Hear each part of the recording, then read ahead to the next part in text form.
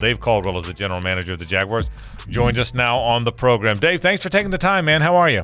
Thanks for having me, man. I'm doing well, and yourself? We are doing great. I got 1,000 Jaguars questions. Hayes does as well to get to with you, obviously. I only have time for 997 of them. Okay, well, that's perfect. But before we even get to all those 900, in the last hour, the news broke that the Big Ten and the Pac-12 won't be playing football this year. Obviously, your scouts do a terrific job watching games and evaluating, and it never stops for you. What did you make of that news when you heard it today?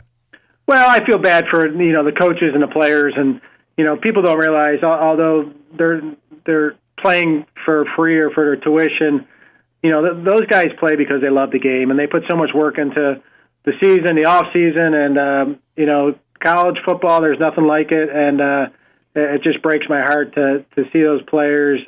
That taken away from them and the coaches too.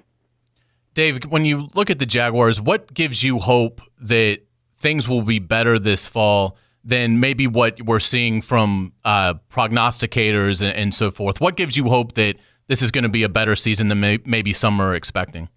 Well, I feel, on paper you may look at that we've lost some name players, but we feel like that we've replaced a lot of those guys with guys that may be younger, that may be unproven, but maybe have some more upside. And even guys that we've brought in that are some veterans like a Tyler Eifert and Joe Schobert. Those guys are key. They play key positions, which we haven't had the last 2 years.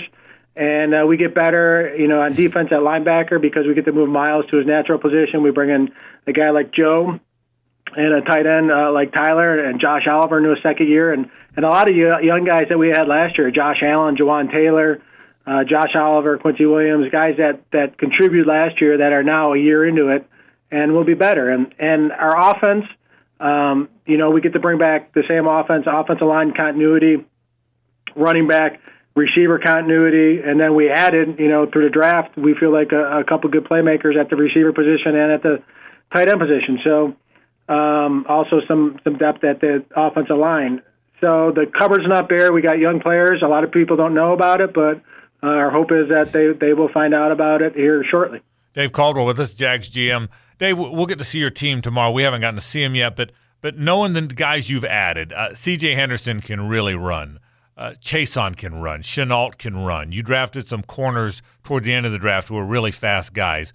Was that an important emphasis, getting faster? Because it certainly, I'm talking about with the draft, it certainly seems like you drafted a bunch of fast guys. Well, obviously, speed and playmaking ability are critical, especially the way the games go now. And you see a lot of the athletic quarterbacks across the league and quarterbacks that were in the playoffs, guys in our division, and Ryan Tannehill and Deshaun Watson. And, we have to be able to run. We have to be able to make plays on defense and cover.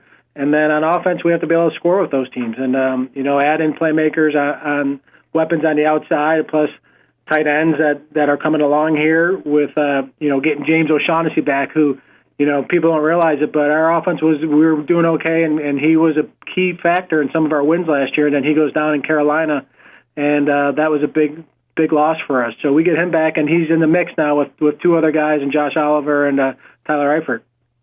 Dave, you were kind enough earlier today to give fans an idea of what's going on with Yannick Ngakoue. When you said you guys have had conversations, is he still communicating a wish to be traded? Well, Hayes, out of respect for Jan and myself, and there's a lot that goes into this situation, and I think it's best to keep those conversations between Jan and I private for the time being, and when time comes, I think we'll let everybody know when we have a resolution to whatever the outcome may be. And I don't want to speak for Jan. I have a ton of respect for him, not only as a player but as a person, and he's in a tough situation, and I feel for the young man, and I don't want to see him have to go through this, and I think there is a resolution that can be made. We just have to wait and see, how it all turns out. And obviously, he's trying to do what's best for himself, and we still have to do what's best for the team. With the pandemic, is it harder to engage in trade talks? Have you noticed that around the league? Because everything is starting later. Teams really haven't even started organized practice. Is it slowing that kind of process down? It does slow that process down. I think there's also an issue with next year's uncertainty in the salary cap. Jan's got a big number this year under the franchise tender, and teams uncertain that what the salary cap's going to look like next year. Are they going to have enough space? We're fortunate; we're in a very good situation there, and it kind of worked out for us where this was the year that we were going to take control of the salary cap again, and going into next year, I think we're, if not the top, we'll be close top two teams with salary cap space next year. One follow-up to what Hayes asked you, and I get it. You don't want to speak for Jan, nor should you, and that should be private. And I get it, Dave. But I guess from a fan standpoint, that whole situation at least feels less ominous now. Is that a safe thing to say? I know it feels less ominous to me in these last few days, week, whatever. Is that safe?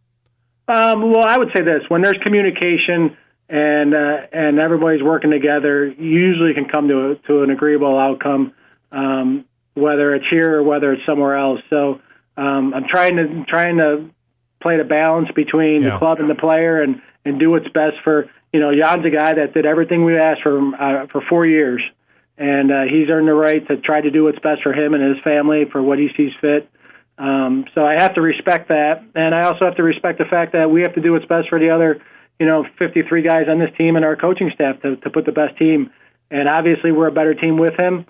We know what he brings to the table. So in order for us to have to make a move with him, it has to be something that's worth our while. And it's a fine balancing act. But as long as there's communication and, like I said, a ton of respect for the player, not only as a player but as a person. Dave Caldwell with us, general manager of the Jaguars. Change gears a little bit. You have built this thing around Gardner Minshew, and which is exciting because people are excited about Gardner. When did you know that? I mean, you guys traded Foles. You didn't bring in a veteran I don't think, to compete for the job. You didn't draft anybody high in the draft. You knew you had your guy here. Dave, when did you start sensing, hey, we might have our guy with this guy?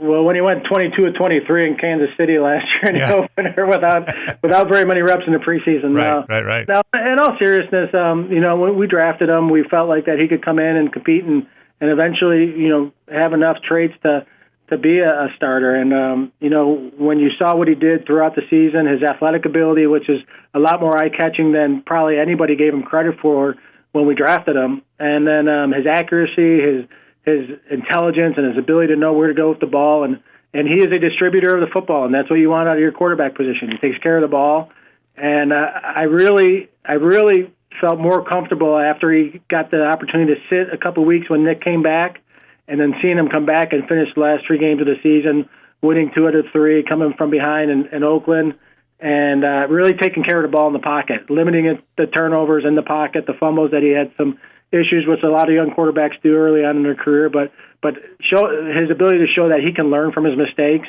and correct those and get better. Dave, what's the process been like for you watching Gardner learn Jay Gruden's system and watch that kind of cerebral excellence that he has at work?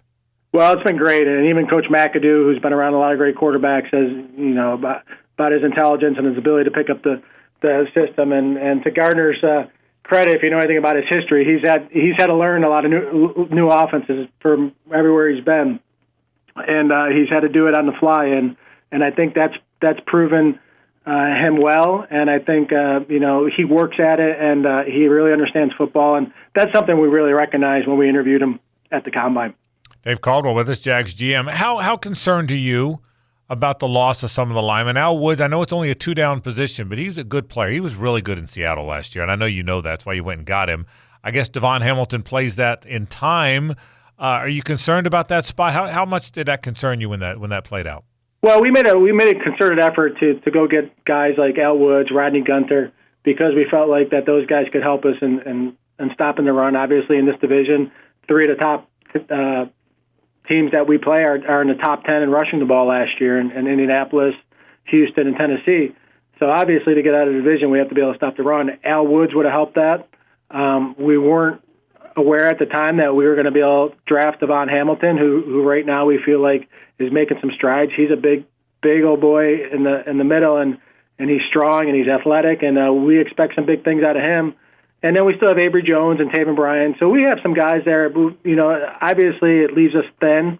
And we signed Adam Gossett, who could play a little bit inside and play our big end for us too. Got Dewan Smoot and Josh Allen and Aaron Lynch. All 3 of those guys can rush the passer. So the cupboard's not bare. Obviously, those moves left us a little bit thinner than we'd like to be, and but we feel good about some of the young guys, and then we just have to get them up to speed sooner than later. Dave, Josh Allen seems like a really unique player in terms of what he can do on the field and how mature he is and professional he is off of it. Does he have a chance, in your opinion, to have that kind of a career where he's one of the best to ever do it in every area? Well, I hate to put those expectations on him, but my initial feeling on it is that he, as long as he stays healthy, God willing, he's going to have a tremendous career, and he can be a guy that could be here for a long period of time and be a perennial, Pro Bowl type of player. What do you think about his approach?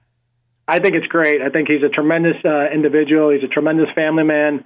He's got a great wife, 2 young kids, and he can balance work, life. He works his butt off, and he brings a lot of really good energy. He's around the building all the time, even when he's not supposed to be here, he's around and just loves football, loves being around it. And those are the type of guys you want and to build your organization around. And he's like that. Juwan Taylor, I mean, some of the young guys that we've had the last year are very similar in their approach in that aspect. Dave, how weird has this year been for you, man? I mean, it's been weird for all of us, but I mean, your job is to always be analyzing players all over the country. And how weird has this been? How's it changed? I mean, you've been with your family more because we all have, right? What's this 5 months been like for you?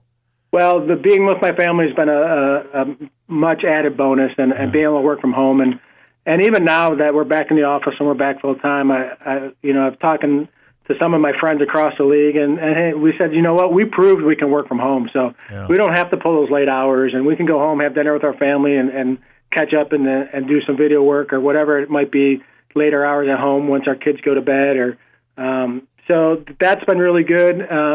This whole thing has taught me to be more efficient. It has taught me a different way of doing things, and that I really kind of tried to find a way in the last 3 or 4 months when there was no draft and there was no off season, that how can we do things better? What are some of the things we did during the lockdown that we can continue to do? And it's been really good trying to get better through this whole process. I'm glad. It's been a great 5 months with our families, but I'm glad we get to watch practice today, Dave, because my wife's tired of me, just so you know. Okay, she's ready for me to go out there. Final thing, I sense there's times when the locker room wasn't great in these last couple of years. I think we're naive if you don't recognize that.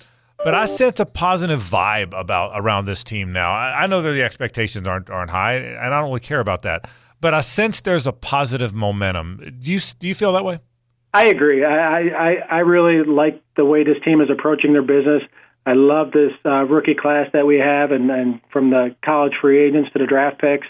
I love the mindset that the veterans, like a guy like Chris Conley, D.D. Westbrook, Brandon Linder, Andrew Norwell, all those guys, Cam Robinson, they've all come back, Leonard, and they have a positive mind frame. And you know what? In 2016, we weren't supposed to do anything either. And, this is a team that may have a lot of question marks and a lot of unknowns, but hopefully we answer a lot of those questions throughout the season. Dave Caldwell, the general manager of the Jacksonville Jaguars. I'm excited football's back. Dave, look forward to seeing you out there tomorrow, man. Thanks for joining us. We appreciate it. Thanks, guys. Appreciate it.